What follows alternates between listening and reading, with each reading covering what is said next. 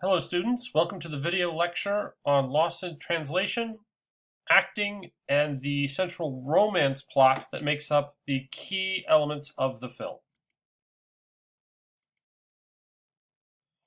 One of the things that you want to think of with film acting is that camera and the way the camera presents it is as important as the acting choices an actor makes.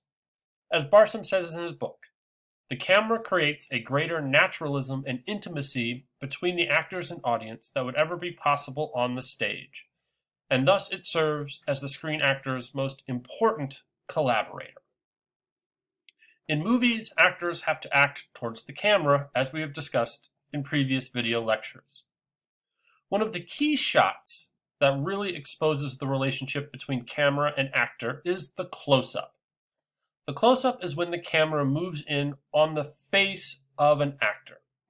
You can do close-ups on other things, objects, but for this PowerPoint, we're going to look at what it does to faces.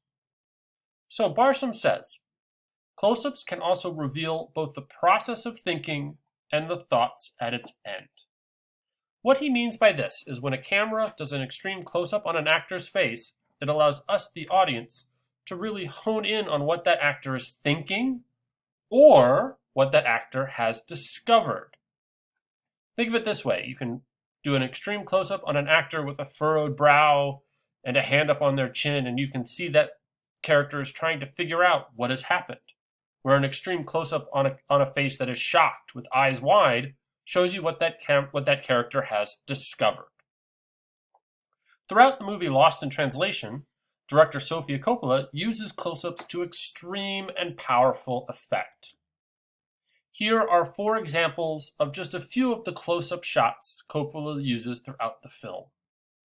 For her, this is always done to show the feelings, thoughts, and motivations of the characters. The use of close-ups is designed for the audience, and you in particular, to have the ability to intensely examine the characters of Bob and Charlotte and what they are thinking. In your Critical Review 3, you might think about examining the close-up shot and how that close-up shot allows you to speak about the acting choices the actor makes, especially subtle choices like eye movement, breathing, or soft dialogue. So now that we've discussed some of the ways acting helps and is hindered by the creation of the camera, let's focus in on the notion of the character arc. When we speak of character arcs in a film, we're talking about the gradual change or inner journey of a character that happens during a piece of media, film, book, etc.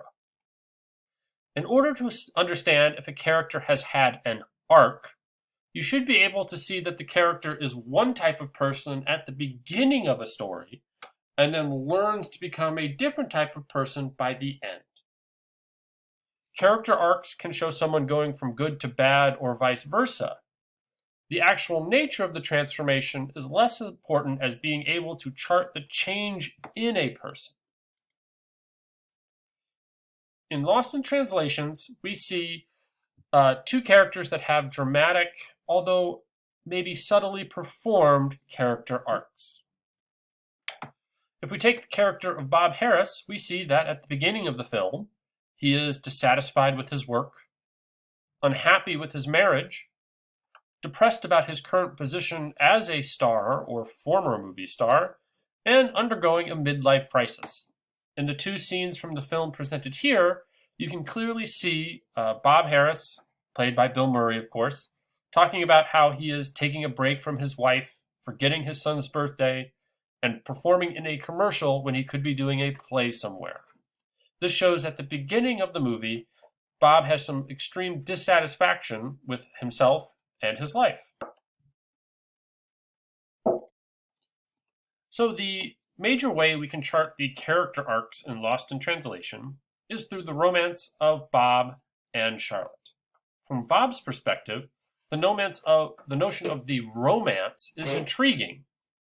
Murray's performance suggests that for the character Bob, there are 2 opposing reactions that show his attraction to the character of Charlotte. The first is romantic. There's an obvious physical attraction. They go on dates throughout the movie, and they flirt and share romantically charged moments with each other.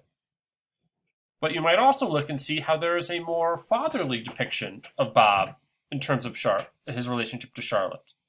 He shows a desire to guide Charlotte and advise her on her current life. In many ways, one could see that Charlotte acts almost as a surrogate child for Bob, since he cannot be home to parent his children, but he can be there to help parent and advise Charlotte. This scene in the bed, after two have had their first night out on the town, is a good example of the two types of feeling Bob has towards Charlotte. Previously, before the scene shown here depicted on the PowerPoint, they have been drinking and flirting. Charlotte even tells Bob that he looked dashing in his tuxedo. As they lay down in the bed, however, the content of their conversation changes. Bob gets reflective and speaks about his wife and kids, mentioning that he is feeling disconnected from their lives. We see close-up shots of Bill Murray's face, so we can see the deep thought and the fact that he's reflecting about his life, as opposed to gazing lovingly into Charlotte's eyes. Also notice that in the first shot, when Bob and Charlotte turn towards each other on the bed, Bob twists his body to put a little bit more space between the two, as opposed to turning towards Charlotte to become closer. All this shows that Bob has more than just a romantic view of his relationship with Charlotte. Charlotte character arc and romance. Charlotte's feelings towards Bob share two interconnected but slightly different desires. Similar to Bob's two feelings about Charlotte, these two feelings complicate the nature of their relationship and romance. 1. Romantic. She is attracted to Bob's attention, humor, and composure. She is attracted to how Bob is completely different from her husband. 2. Mentorship. She wants some guidance about her life and future. She wants some assurance that her confused feelings are okay. If we look at the scene with Bob and Charlotte in bed, but examine it from Charlotte's character, it is clear that she does see Bob as a mentor figure. Although there is an undeniable attraction when in bed with Bob, she talks about she is stuck and unclear on what she is supposed to be in her life.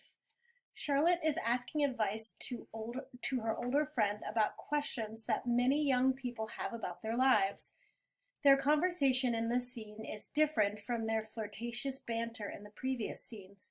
This conversation, and the way Johansson and Murray act it, show that the relationship is more complicated and complex than just a simple sexual attraction.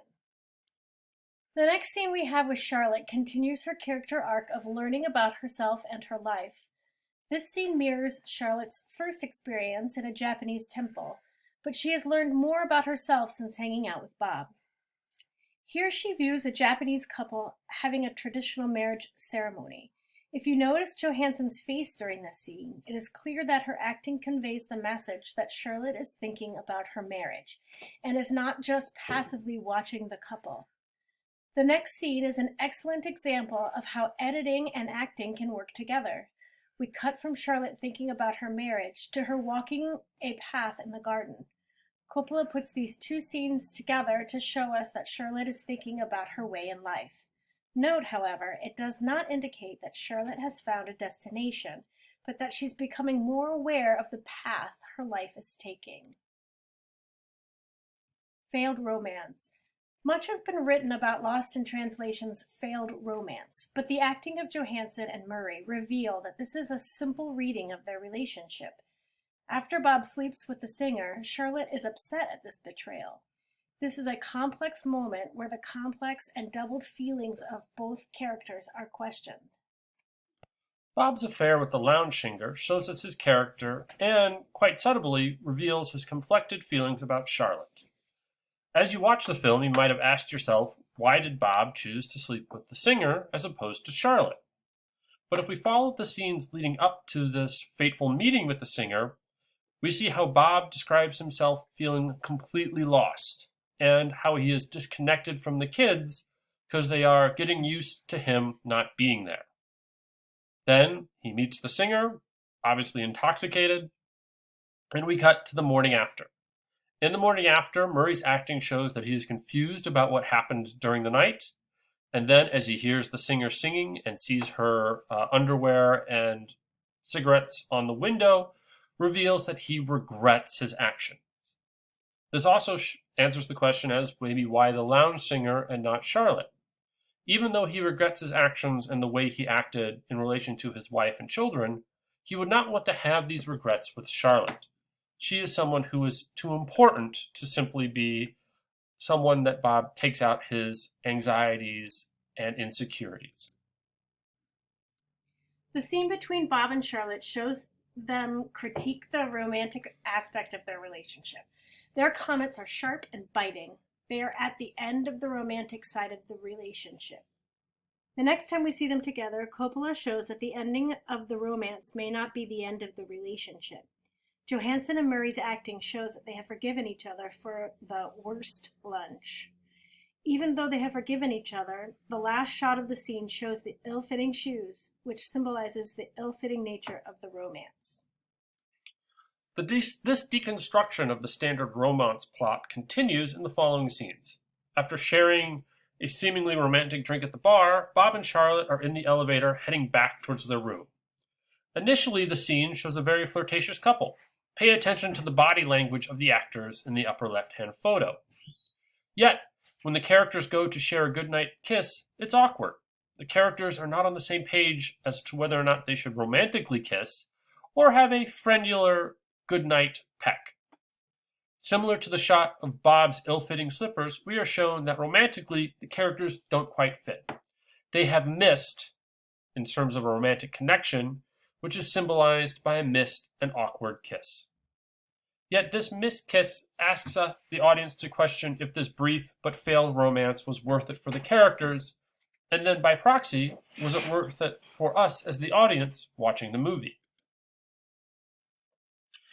So, we come to the end of the romance between Bob and Charlotte. But this asks us to question their character arcs in the movie. I would say that the character arcs of Bob and Charlotte show that a simple reading of Lost in Translation as a failed romance might not give a complete picture of the story presented by Coppola's film. Johansson's and Murray's acting choices let the viewer see that these people have more complex feelings towards each other than just a simple quote-unquote love story. Both Charlotte and Bob learn about each other and help each other grow, which suggests that their relationship was more fruitful than a simple romance. When you write Critical Review 3, please let me know if you agree with this reading. You, of course, are always able to suggest that no, it was a failed romance. But let's examine the end.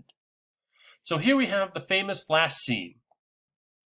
This last scene, which is one of the more famous movie scenes in recent memory, uses extreme close-ups. The audience is asked to pay attention, real close attention, to the actors' faces as they say goodbye to each other. The entire relationship has directed the characters and us as the audience to this moment. Again, if you look at the upper left-hand photo, you see that there's a chance that they might romantically kiss as they gaze at each other. But they don't kiss.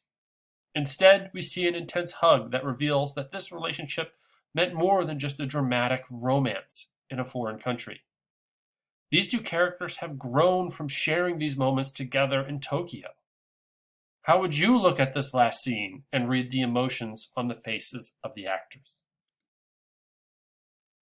Coppola uses these intense close-ups as a way to inverse the way we talked about close-ups at the beginning of the video. If you remember earlier, we discussed how close-up shots reveal what characters are thinking or how they're reacting. In Lost in Translation, Coppola uses extreme close-up shots to mask what the characters are saying. We don't get to hear what the characters say to each other.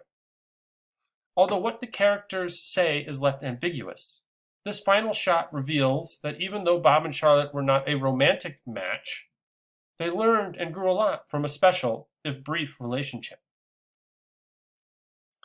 And here we are left with the last shot between Bob and Charlotte. Oftentimes people are upset about what they say and not knowing what they said to each other. Were you upset? Or did you feel that ending the movie on such an ambiguous shot, was a proper and good way to end the relationship of these two characters? These are all questions you could address in critical review number 3.